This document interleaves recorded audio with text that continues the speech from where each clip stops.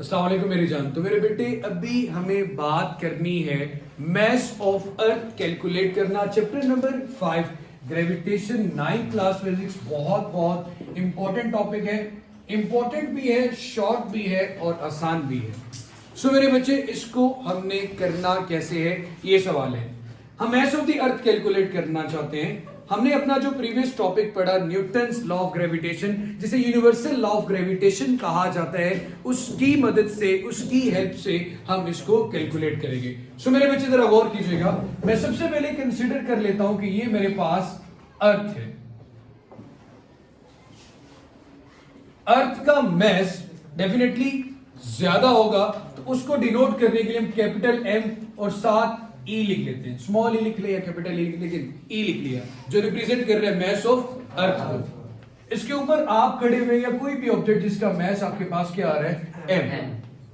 कि मुझे mass of the earth calculate करना है, तो जाहिर सी बात है मुझे दो मैसेज के दरमियान फोर्स का कंपैरिजन करता हूं कि कितनी अट्रैक्शन रखते हैं, वहां से मैस ऑफ अर्थ निकाल लेंगे। इसके सेंटर की तरफ अट्रैक्ट करेगा, इसके सेंटर से ऑब्जेक्ट के तक का डिस्टेंस जो कि सरफेस में मौजूद है, जैसे मैं जमीन पे खड़ा हूं, उस डिस्टेंस को क्या कहेंगे, रेडियस ऑफ अर्थ। ये कोई भी ऑब्जेक्ट, जैसे कि हम इस जमीन पे, ये मैस है, एज कंपेयर टू अर्थ ये मैस क्या बहुत कम। डॉक्टर साहब, अकॉर्डिंग टू न्यूटन्स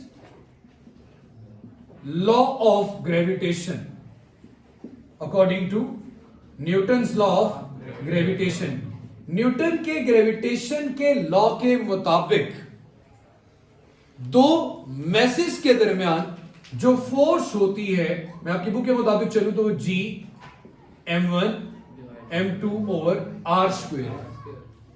अब मैं अपनी सिचुएशन के मुताबिक इस फॉर्मूला में थोड़ा सा चेंज लाता हूं। चेंज क्या आएगा, जिनको नहीं नजर आ रहा मेरा बेटा वो खड़े हो जाए। F is equal to G m1, आप इसको नाम दे दे, जो कि हम मैस m लिख दिया। m2 की जगह पे क्या लिख दे, मैस ऑफ अर्थ me लिख दिया।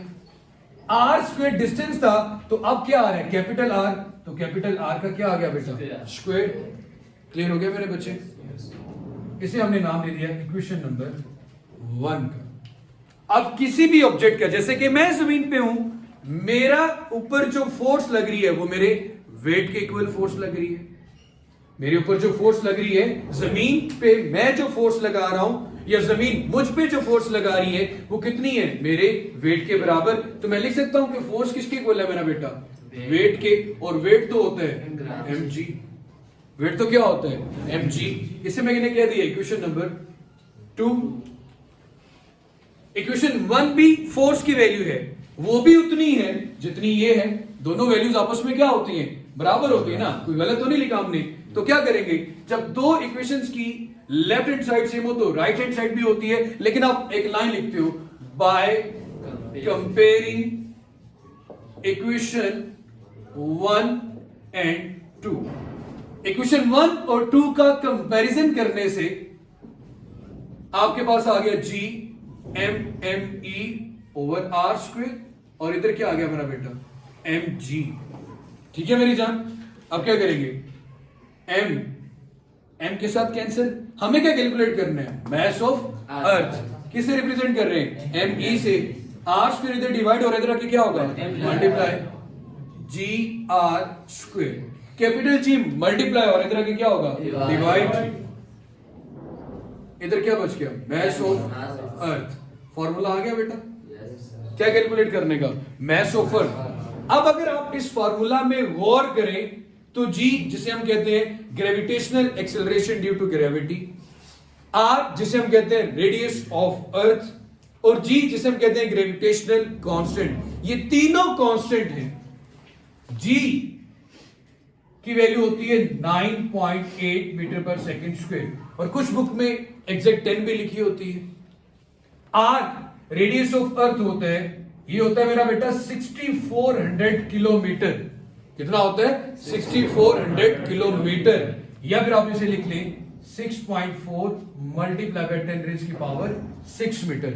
किलो का भी 10 की पावर 3 आ गया, और साइंटिफिक नोटेशन में जब शिफ्ट किया तब भी 10 की पावर 3 आ गई। तो दो बेसिस सेम हो तो पावर क्या होती है? ऐड 10 की पावर 3 जमा 10 की पावर 3 क्या होगी? 6। आर आ गया मेरा बेटा, क्योंकि हमने जब यहां पे सॉल्व करना होता है तो ऐसे यूनिट लेते हैं। अब क्या रह गया? Gravitational constant. Newton law of gravitation में आपने पढ़ा था इसके बारे में कि जी की वैल्यू क्या होती है? 6.673 मल्टीप्लाई बाय 10 रेज़ की पावर -11 न्यूटन मीटर स्क्वायर पर किलोग्राम स्क्वायर। क्या इन सब की वैल्यूज हमारे पास हैं? जब आप इन सब की वैल्यूज यहां पे पुट करोगे, ये फ्रेम ही है मेरा बेटा,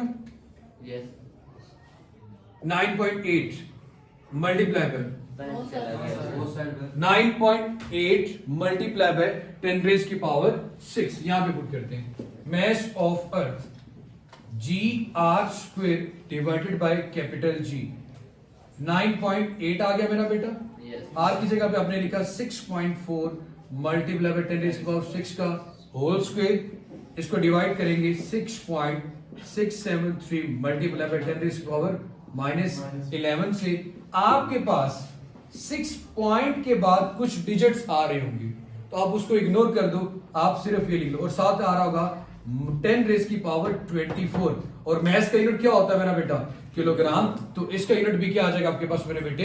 किलोग्राम। सो मास ऑफ अर्थ आपके पास कितना आ गया? 6 मल्टीप्लाई बाय 10 रेज़ की power 24 kg। 6 multiply by 10 raise की पावर 24 kg। ये आपके पास क्या आ गया मेरा बेटा? मास ऑफ अर्थ। क्या आ गया? मास ऑफ अर्थ। सो अगेन मैं थोड़ा सा रिकॉल करवा देता हूं, रिवाइज करवा देता हूं, आप लोग भी जरा ध्यान से सुन लीजिएगा। We have to calculate mass of earth.